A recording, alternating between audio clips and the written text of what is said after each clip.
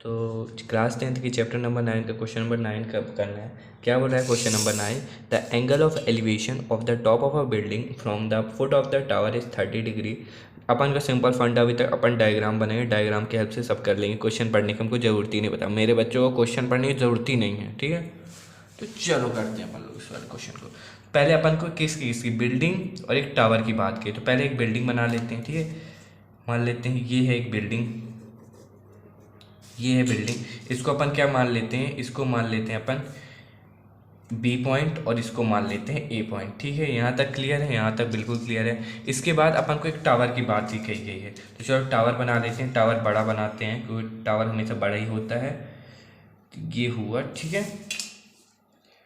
ये थोड़ा नीचे ज़्यादा बन गया है, एक काम करते हैं, इसको थोड़ा पॉइंट को इधर बढ़ा लो थोड़ा, ठीक है। इसको मान लेते हैं अपन ए पॉइंट, ठीक है। और इसको फिर अपन ज्वाइन कर देते हैं, ये अपन ने इसको कर दिया ज्वाइन, ठीक है। अब क्या करने बोला है, इसको अपन पॉइंट मान लेते हैं। ये है अपन का सी पॉइंट और ये है अपन का डी पॉइंट। यहाँ तक क्लियर है, यहाँ तक बिल्कुल क्लियर है।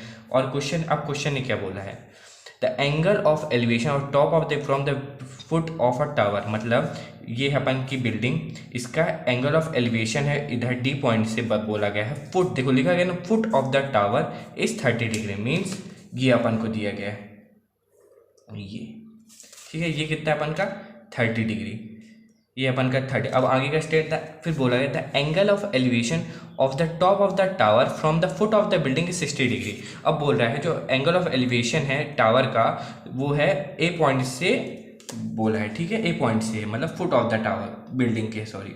तो ये अपन ने बना लिया, ये हो गया अपन का कितना है, अपन का ये अपन का है ये 60 डिग्री, ये है अपन का 60 डिग्री, यहाँ तक क्लियर है। और फिर क्या बोला गया था 60, if the tower is of 50, इसकी अपन को सीढ़ी की लेंथ दी गई, टावर की लेंथ अपन को पता है, ये है अपन की 50 मीटर, यहाँ लिख देता हूँ 50 मीटर, ठीक है। 50 मीटर यहाँ तक क्लियर है। अपन को डायग्राम ने अपन को पूरा बता, फिर अपन को बोला गया है अपन को ए बी बताना है, मतलब हाइट ऑफ बिल्डिंग बताएं। तो कैसे बताएंगे, तो चलो अपन क्या करते हैं, पहले अपन करते हैं in triangle C D A करते हैं। क्या करते हैं, in triangle C D A करते हैं, ठीक है। सी डी ए करते हैं, क्या इसमें लगाएंगे अपने पास परपेंडिकुलर बेस आ जाएगा, तो ये भी लिखा है, हाँ परपेंडिकुलर लगाते हैं अपन।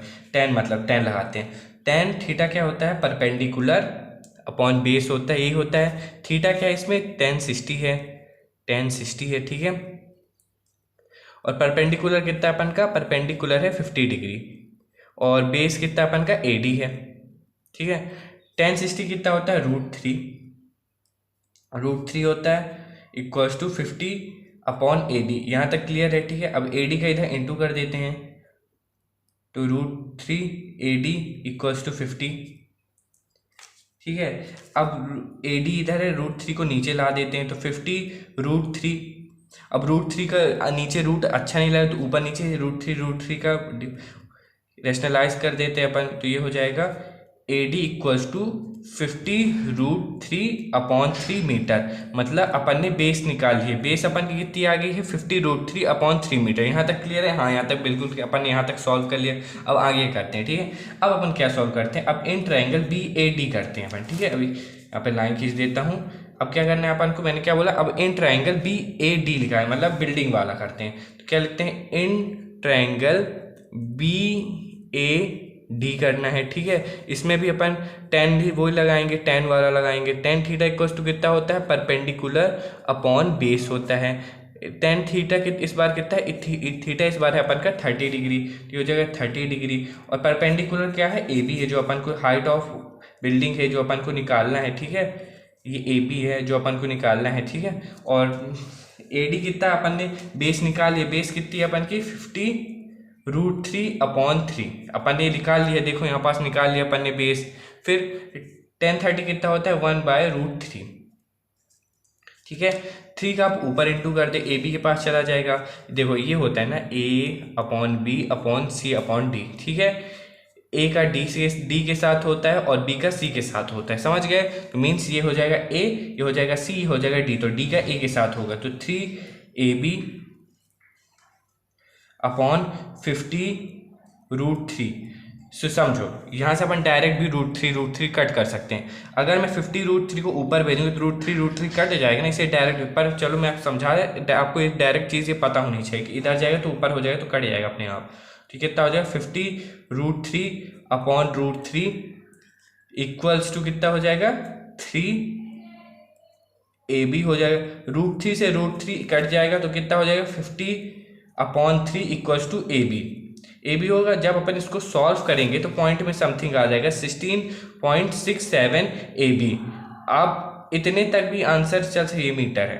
ठीक है, इतने तक भी आंसर चल सकता है, बट आपको और सिंप्लीफाई करने के लिए और लिख सकते हैं और लास्ट में लिख सकते हैं द हाइट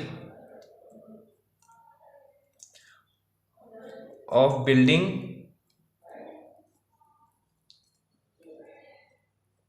इज 16.67 मीटर। ये अपन का आंसर है फाइनल। ठीक है, कोई दिक्कत की बात नहीं है, बहुत ही आसानी से अपन ने क्वेश्चन क्या लिया। मैं आप और ओवरव्यू बता देता हूँ। अपन को क्या बोला, टावर और बिल्डिंग के बारे में। तो अपन ने टावर बनाया, बिल्डिंग बनाया, फिर अपन को फुट ऑफ बताया। तो बस क्वेश्चन को आपको मैथमेटिकल में सॉल्व करना, देखिए कितने आसानी से अपन ला दी। अगर ये अपन स्टेटमेंट को घूमते बिन डायग्राम के कर दे तो कभी नहीं निकल पाए, इसलिए डायग्राम मस्ट है इसको इस टाइप के क्वेश्चन। ठीक है, आज के लिए इतना ही, अब मिलते हैं अपने नए वीडियो पर।